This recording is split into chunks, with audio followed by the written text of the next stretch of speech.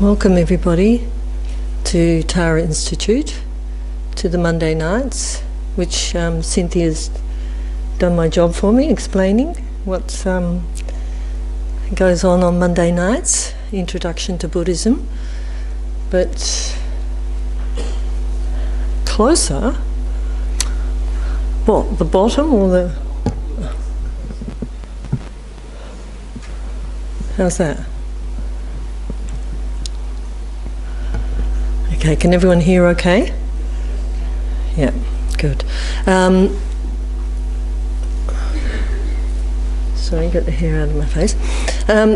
Yes, so I know that there's probably some people who've first time here, but then there's a lot of people who've been coming, I know, for many years. So even though it's called Introduction to Buddhism, there's always still a lot of depth and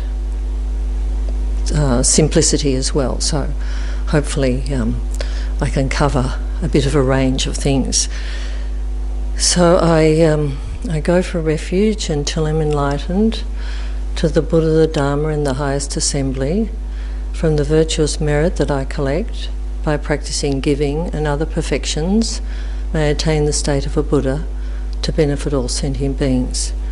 I go for refuge until I'm enlightened, to the Buddha, the Dharma and the highest assembly, from the virtuous merit that I collect by practicing giving and other perfections, may attain the state of a Buddha to benefit all sentient beings. I go for refuge until I'm enlightened, to the Buddha, the Dharma and the Sangha, from the virtuous merit that I collect by practicing giving and other perfections, may attain the state of a Buddha to benefit all sentient beings.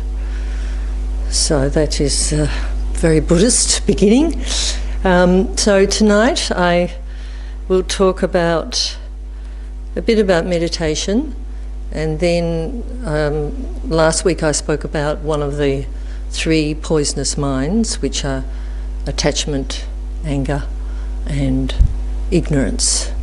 So we'll have a look at anger this week. So in terms of meditation, meditation is really about getting some sort of control of our mind. Not in a dominating way, but it's about, the definition of it is to hold or retain, so to hold a calm state of mind. So it's really about maintaining a calm state of mind that's not distracted, that's not under the control of distractions and harmful thoughts and negative emotions. So it's an attempt to sort of calm our mind, basically. So from meditation we can go from, it's a very complex, it's very involved, very varied. So we can, meditation includes doing breathing meditation, which is mostly single-pointed concentration, because there's two types of meditation. There's sort of analytic meditation, which is where we go through analysing and thinking about a topic, and then we sort of say a topic like compassion. So we think, well, what is compassion, and what are the benefits of it? Why should we? And then in meditation, because we've analysed, it's analytic, we sort of can hold a sort of a stronger, more aware view of compassion, and we can sort of meditate on compassion. So it's like when we might think about something, but then if we contemplate it, we go deeper and have a deeper understanding of whatever that topic is, and then through meditation we can deepen that understanding or that experience. So that's a sort of analytic meditation. It's based on analysing aspects of a topic. And then we can apply single-pointed concentration. So once we get to the thinking, oh yes, compassion is universal, and I want to generate universal compassion in my mind, then we can single-pointedly concentrate on that. So single-pointed meditation is focusing on the one thing, on like either the breath or an image of the Buddha. It has to be a positive image. No point meditating on. That's like a friend of mine who was a monk. He asked his nephew. His nephew said they were going to play football, and he said, and the coach was getting them to meditate. And my friend the monk said, well, what's the coach got you meditating on? He said, anger, winning. So the monk was sort of had a bit of work to do with the nephew, I'd say. So we meditate on a positive image, something like meditation is not just Buddhist, of course. It's, in yoga one does meditation. It's many different types of meditation.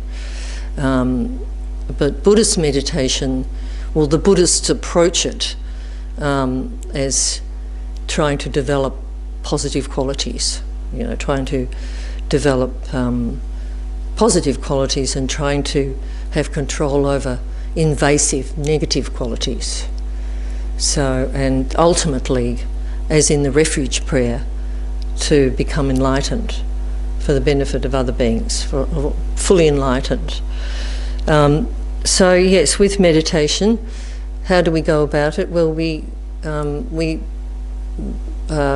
it's advised to do it regularly, often, like almost every day, because we forget. Basically, we forget. And also the practice does get better if we do it every day, if we do it regularly. And even, just a few minutes, Geshe Dogo said, just a few minutes of experiencing just your breath without intervening thoughts can be improved on with regular practice. Also meditation, at a much more advanced level, as I mentioned last week, the Buddha spent a very long time meditating, and through his mind, he attained enlightenment. So, and that's through, and the Buddha was a person like us. It's not like a God. No, we can't be God really, but we can attain a Buddhahood because our mind is, the nature of our mind is clear. The nature of our mind is awareness. The definition of mind, according to Buddhists, is clarity and awareness. So the mind is of a different nature to the body, which dies and decays. And so we can attain this clarity of the mind. We can, through practice, control, all our unhappy feelings and our negative thoughts and our anger and our attachment, and we can attain very high states of mind. We can attain calm abiding, which is where the practitioner can concentrate single-pointedly for as long as they want to,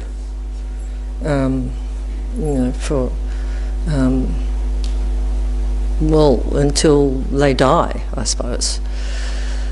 So posture for meditation, some of the difficulties with meditation are we might start off and think, oh right, okay, I'm going to focus on my breath and I'm going to be really peaceful and calm, and it's going to be a pleasant experience, but it's not necessarily always, because as soon as we try to do that, the mind plays tricks on us, and it says no, you're not going to be all relaxed and everything. So we can have it's really like we've opened ourselves up to understand how busy our mind is. And we might be thinking, oh, we're going to be all relaxed and, calm, but we can find that there's a lot of thoughts going on. So that's might appear as a problem, but it's not really. It's obvious. It's sort of what can happen. It's one of the... Sometimes we can get some disturbing sort of thoughts arise, but we're advised to not engage with the thoughts, and it's not as though we're going to be not thinking and we're going to be, not thinking zombies or anything. It's to really stay in tune with the clarity, the pure clarity and awareness that is the nature of our mind. So for the posture of meditating, should be relaxed, really. Relaxed, but not too relaxed that we fall asleep. And not too alert that we're, we're sort of tense or anything. So a relaxed posture with our back straight. I think that's quite important, to try and have our back straight if possible.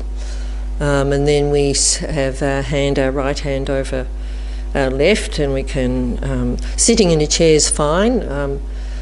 If one can do the lotus position, that's fine. I can't anymore. But lotus position is with the legs folded. I don't think if you can't do that, that it's not going to be successful. Our elbows just relaxed, sort of out of on our, but not forward or hunched. Our neck straight, our head slightly bent forward, and eyes. If they're open, then the light might be distracting, and if closed, we might tend to become sleepy. So all these are sort of recommended posture for us, but the main thing is to be relaxed and mostly relaxed, and our mind to be sort of alert in a way, not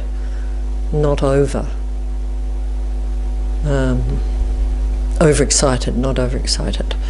So I thought we could start with some breathing meditation.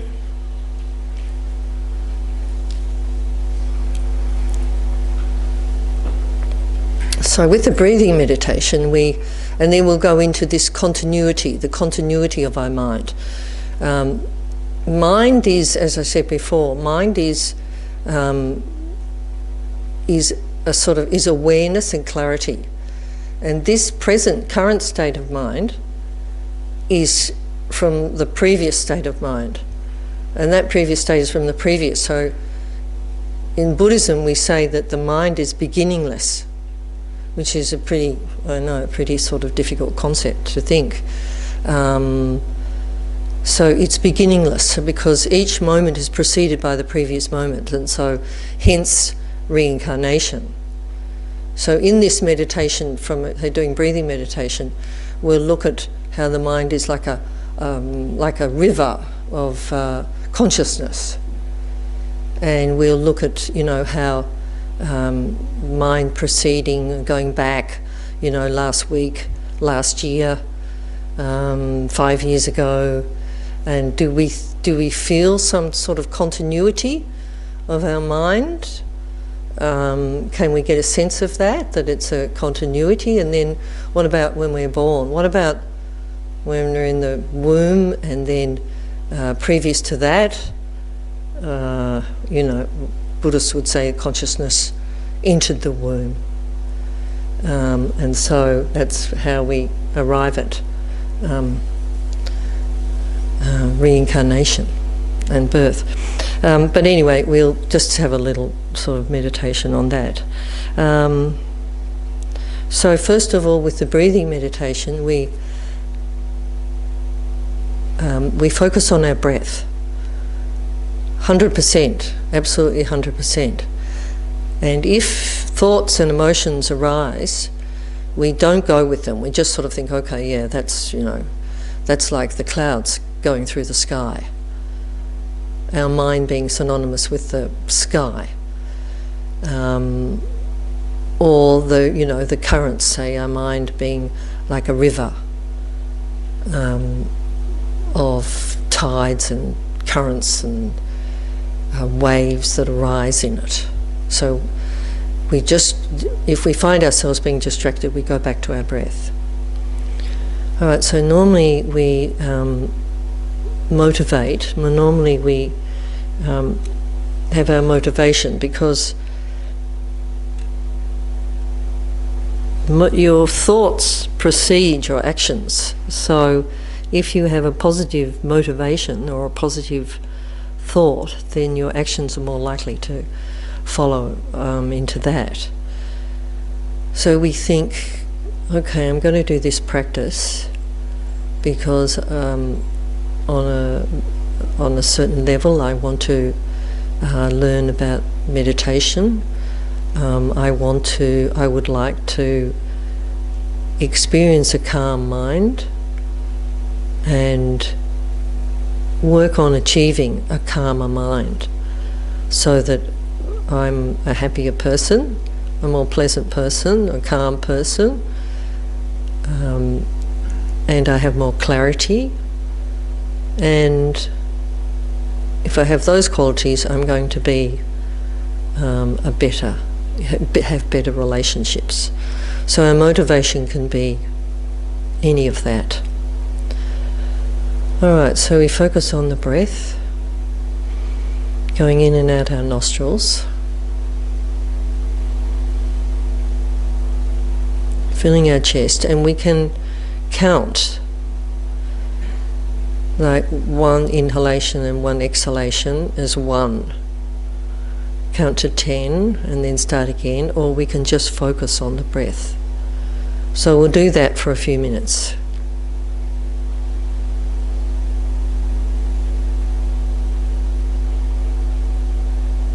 And if thoughts arise, just don't engage with them, just let them come and go.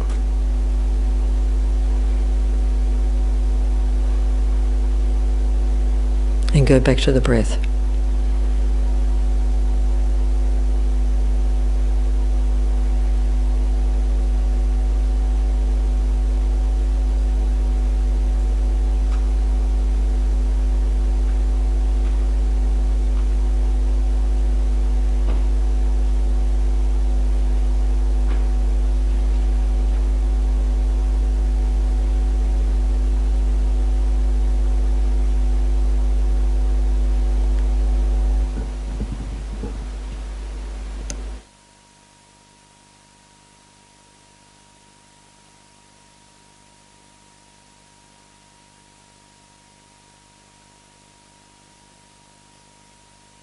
Even rhythmical breath.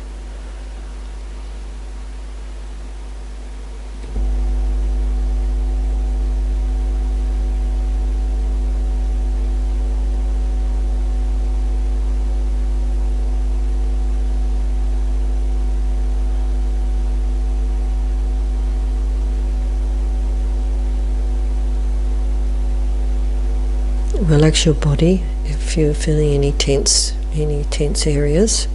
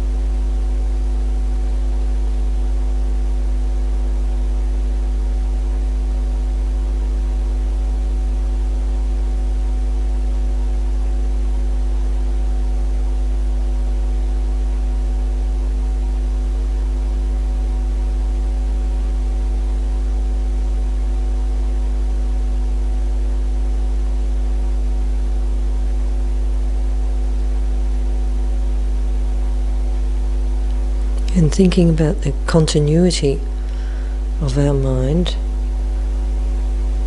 from this morning, how our consciousness, same consciousness,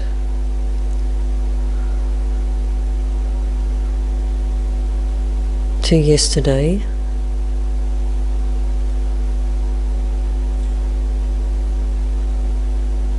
and to the day before, we have the same stream of consciousness in which our thoughts arise and subside.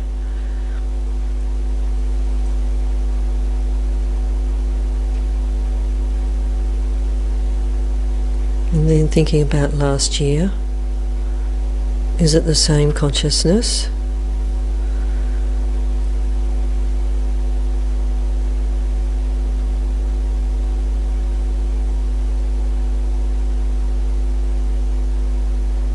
And going back over the years,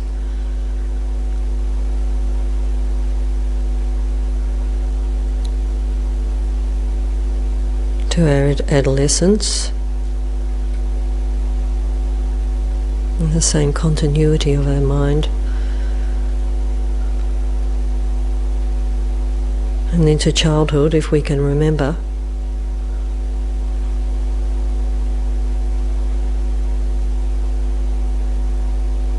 And maybe we can remember our birth. Some people remember past lives.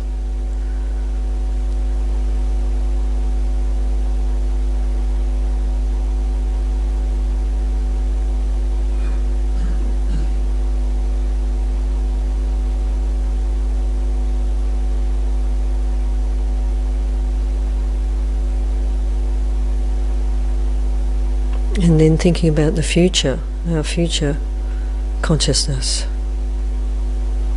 and about death. What do we think will happen then?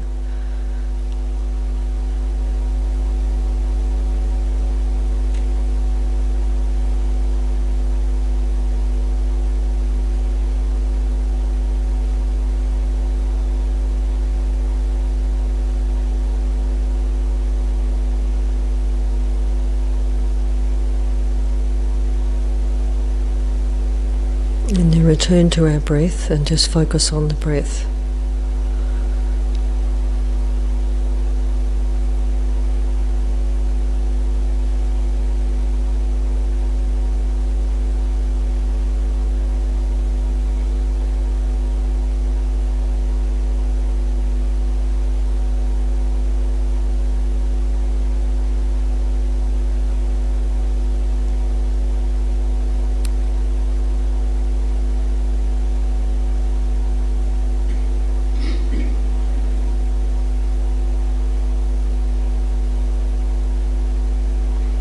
And then usually we can sort of come out of that, and we dedicate any positive or knowledge or good feeling that we might have had from at least giving our mind a bit of respite from the thoughts.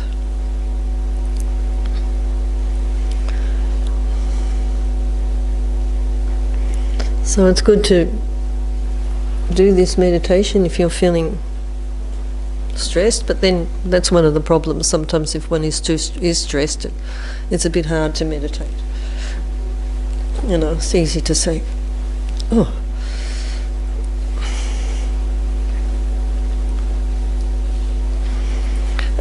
So because last week I spoke about the three poisonous minds. Buddhists called them poisonous minds because, well, like a poison, they sort of take over and can destroy one. So, as I said before, the three poisonous minds are attachment, anger, and ignorance. Ignorance it's not knowing how to do something or how something works. It's ignorance of our reality. Because all of our suffering and that comes from really not having a sort of a clear view of our reality, and that's the emptiness aspect of Buddhism, because they say that the ignorance is about sort of clinging to a strong false sense of I that doesn't like this or is disappointed about that, and it's this.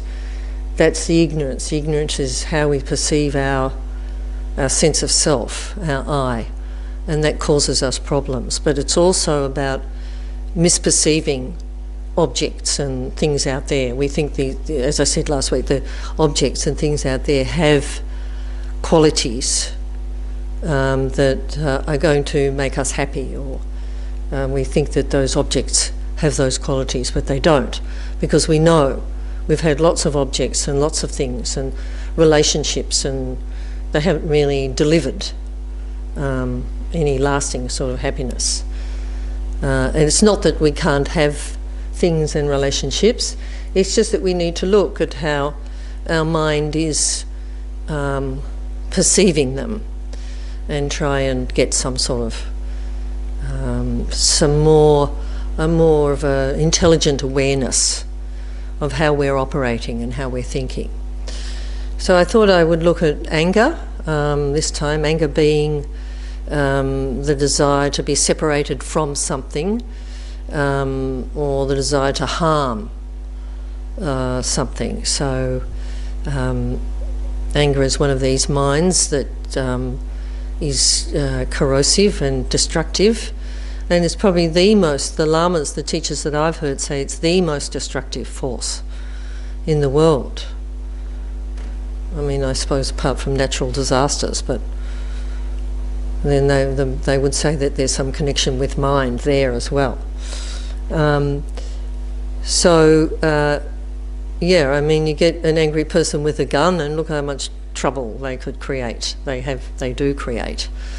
As I said too last week, we look at the disadvantages of, say, anger and attachment. And obviously the disadvantages are that if we experience anger or express it, Buddhists say not to express anger. Some people might say, I think maybe some psychology might say, yeah, it's better to get it out there, like express the anger, get it out there, and then you'll have offloaded.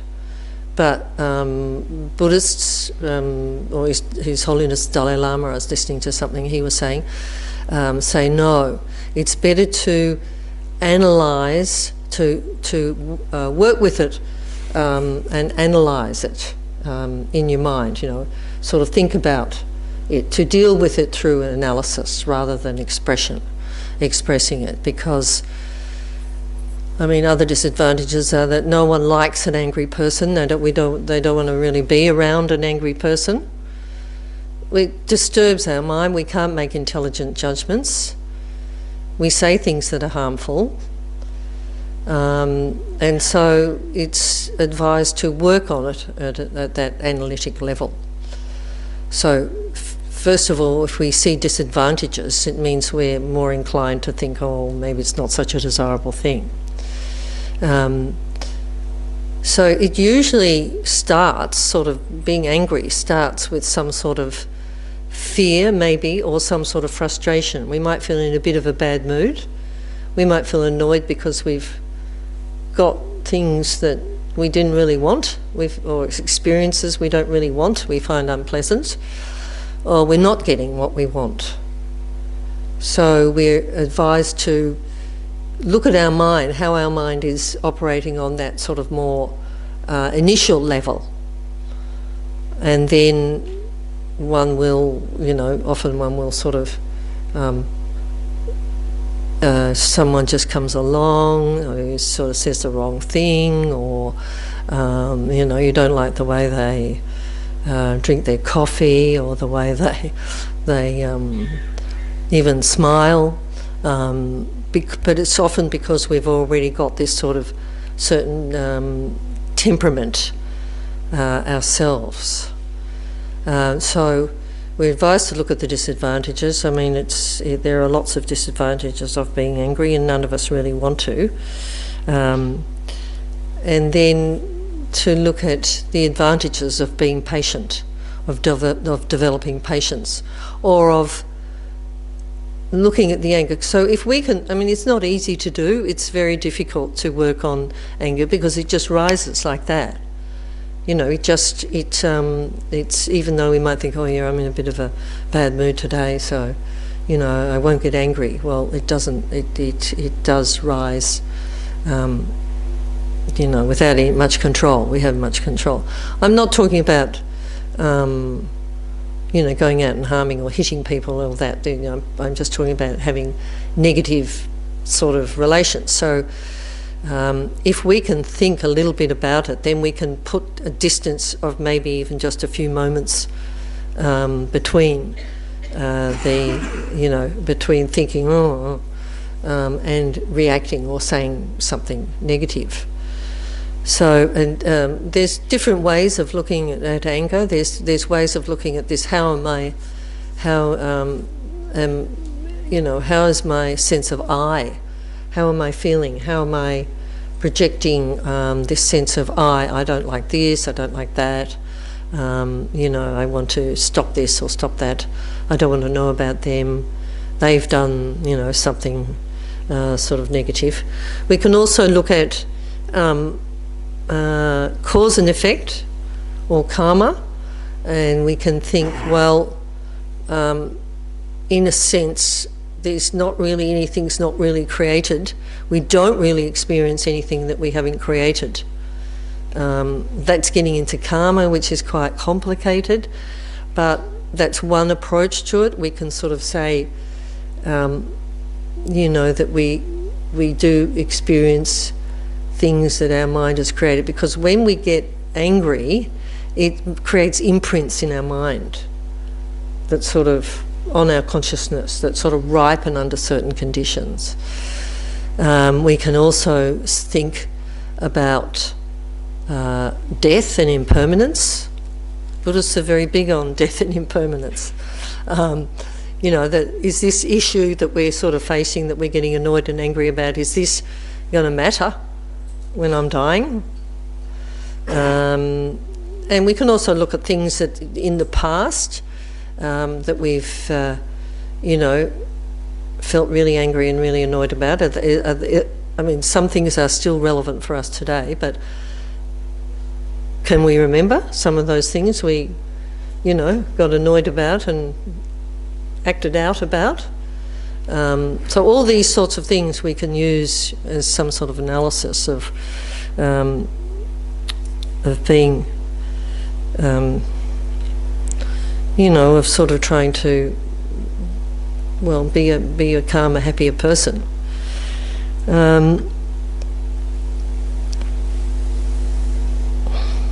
And then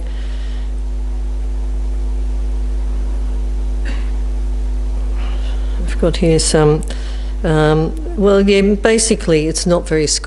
Anger is not a very skillful way to handle situations. It doesn't, provide solutions and things like that for us.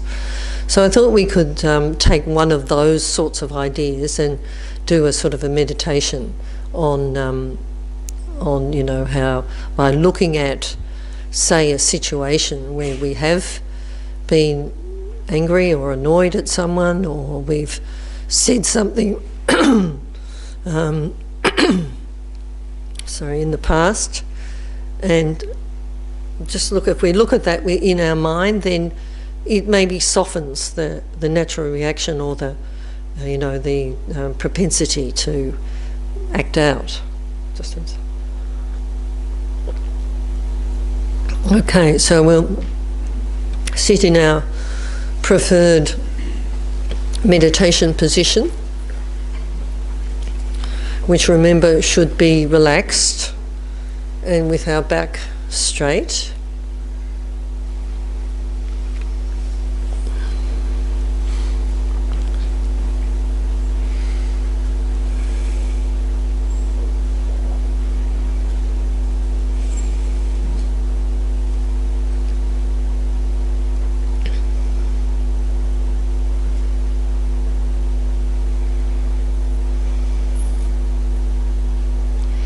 And our motivation is to develop a calmer mind, a mind that's more in control, that's not under the control of anger or, being annoyed or frustrated. So we focus on our breath.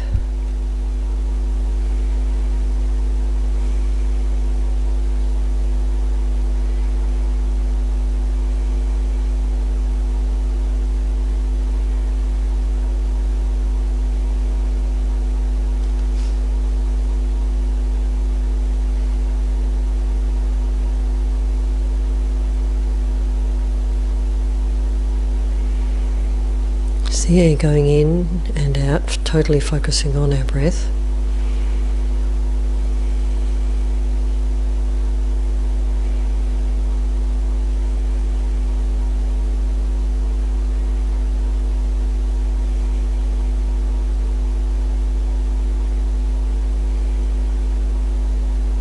Relaxing any tension or any in our body.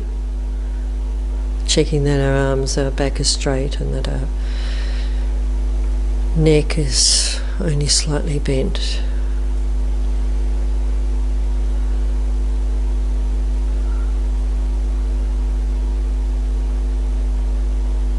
And our tongue usually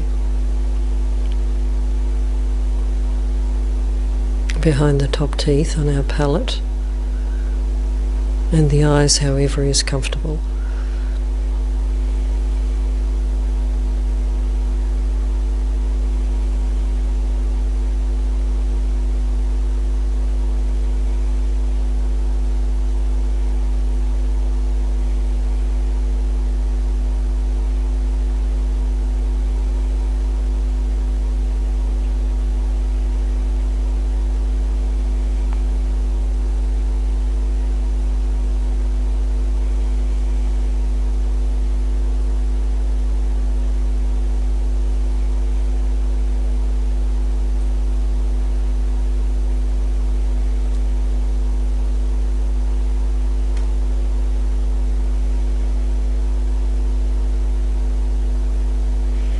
When you think about a situation in which we've felt annoyed or even quite angry,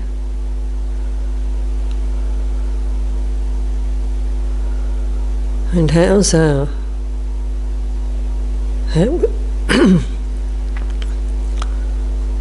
it involves a sort of lack of control. Do we think we've had total control over our thoughts, our feelings?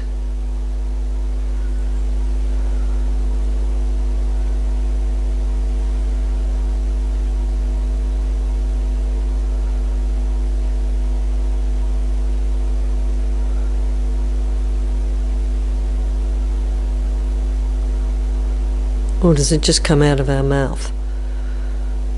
The harm.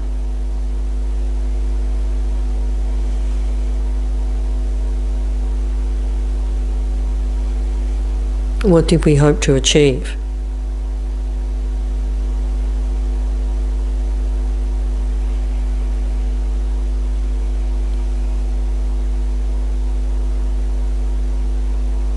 Was our view of the situation distorted?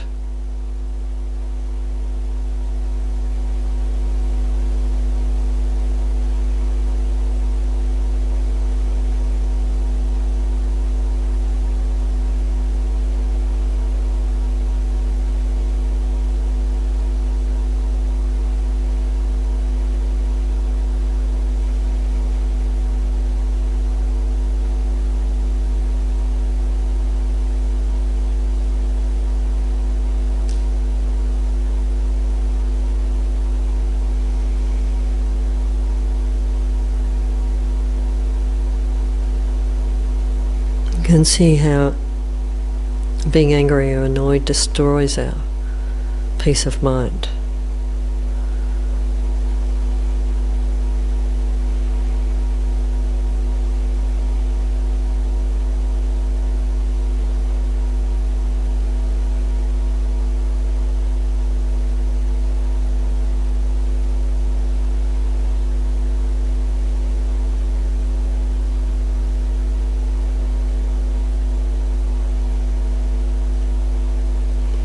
and see in future if we feel sort of any slight fear or frustration, mainly, to be wary of it leading to further harm.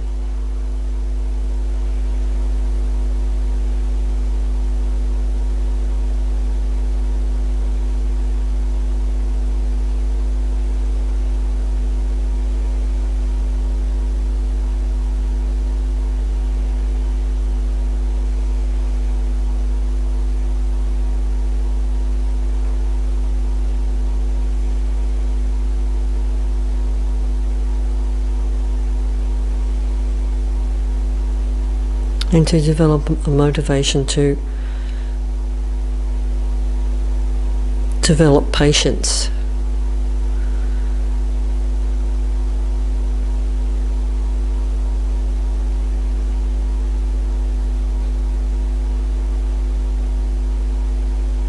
To really just calm down all the agitation, all the frustration, all the negative energy that's going on in our mind.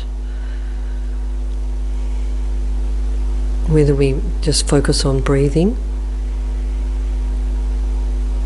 or count to 100,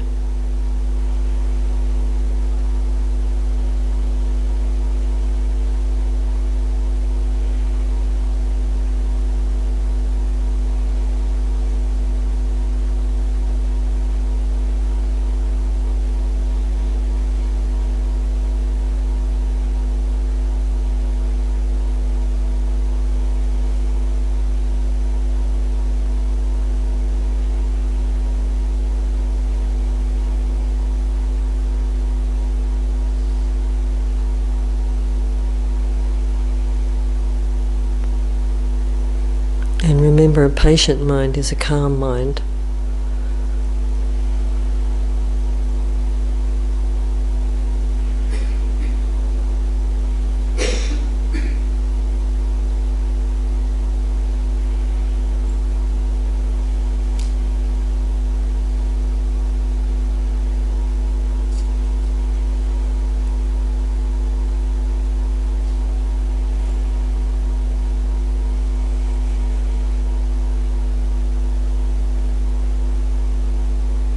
Then we focus back on our breath.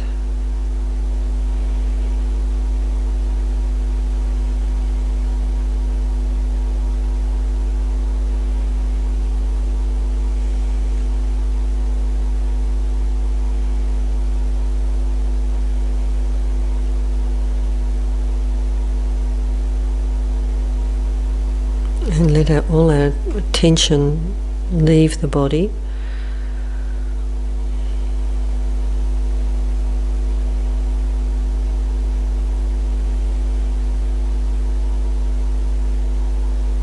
And the mind.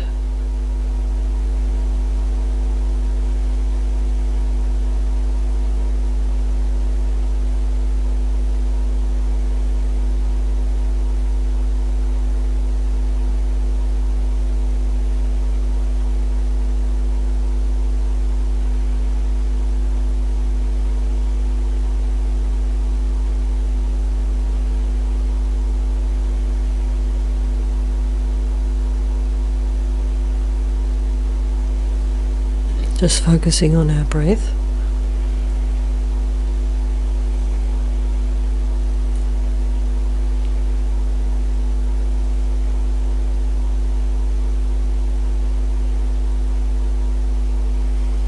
And then we dedicate any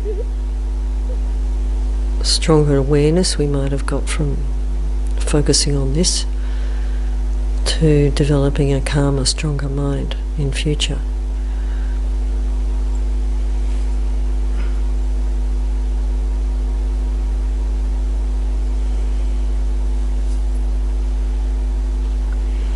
Okay, we can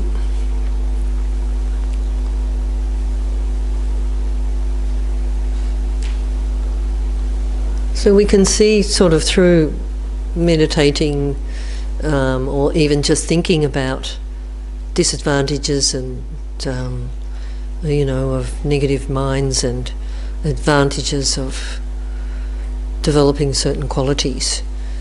We can see that a lot of it's coming from us. It's not really, someone can say something and people do, say negative things that can be harmful to us. We're not perfect. We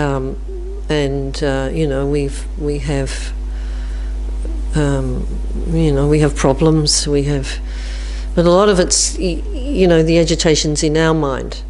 And if we can control it, or if we can at least step, aside from it, and see how we're reacting and what our role in it is, and where that's going to end up, we can see that the advantages of doing that. So, is that clear? Any questions? No? Some? So you're all pretty good with that, eh?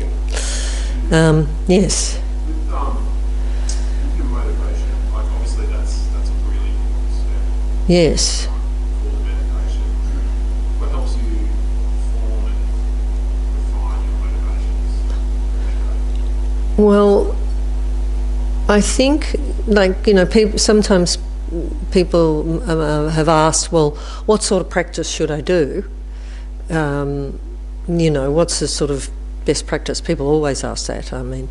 Not of me necessarily, but so if you feel that you have strong attachment or you have anger, so the motivation, I think, the ultimate motivation is that refuge prayer that I said in the beginning, which Damien told me I should say. Right, I do say it every time before I meditate, and that's the ultimate motivation, is to take refuge in the Buddha Dharma. I can talk about refuge next week.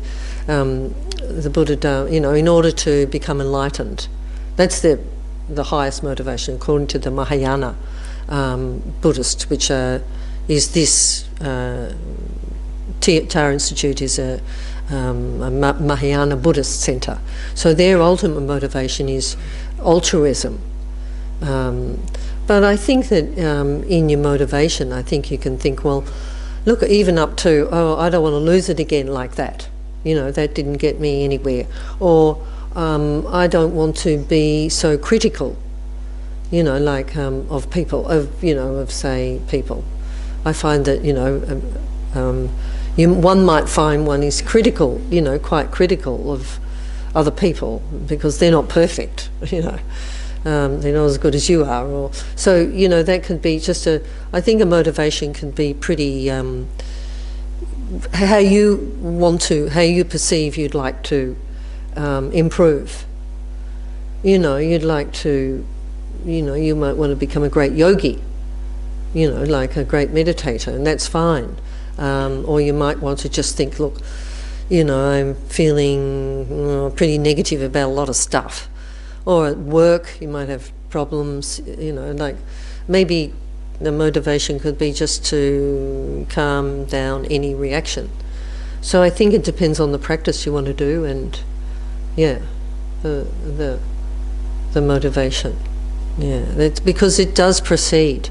I think thoughts do precede then how we act. Because I think if we're feeling grumpy and,